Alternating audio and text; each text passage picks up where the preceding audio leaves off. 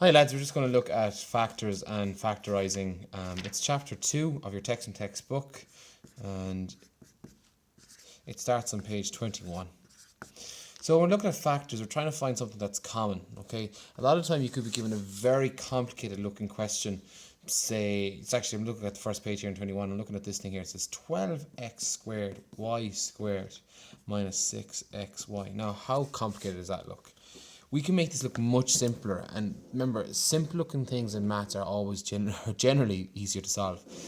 So I'm just going to answer this, and then we're going to talk about what we're doing. So I'm going to look at this and I say, right, this is my answer here.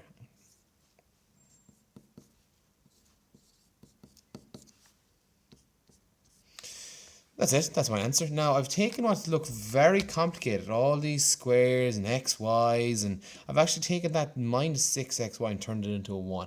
Okay, and I've taken all those x squares and turned them into singles. Now we're going to look at over the next couple of days how we do that. So the best introduction to that is common factors. Okay, we need to understand what common factors are first of all. So if we were to think of the factors of any number, say 12 for instance, 12 is factors. Okay, every number has its own factor of 1, and factors then are the numbers that when you multiply them give you 12 back, or when you divide them in will divide evenly. So 1 divides into 12, so that's 12 by 1. We also have 2 by 6, we have 3 by 4, 4 by 3. 5 doesn't divide into 12, so that doesn't work. We have 6 by 2. 7 won't work. 8 won't divide into 12. 9 won't. 10 won't. 11 won't. But 12 will. Generally, when we're looking at common factors, we only go as far as the number itself. Okay, let's pick another number. Let's pick a 36.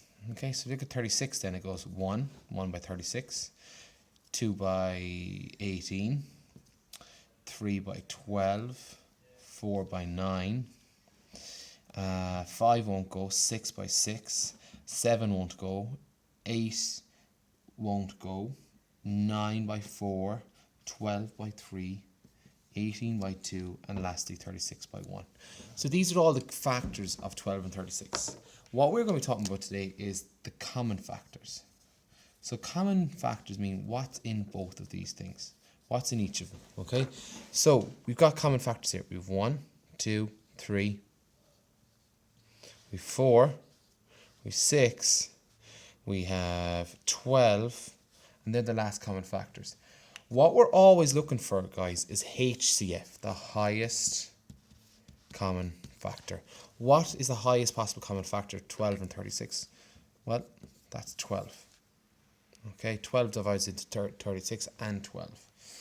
So that's the first thing we're looking at, okay?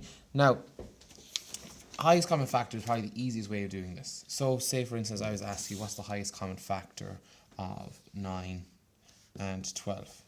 Well, I look at this here and I know the common factors of 9 are 1, 9, 3. Then I look at 12 and it tells me that the common factors of 12 are 1 by 12, 3 by 4. What's the highest common factor of these two numbers? 3. That's how we find the highest common factor.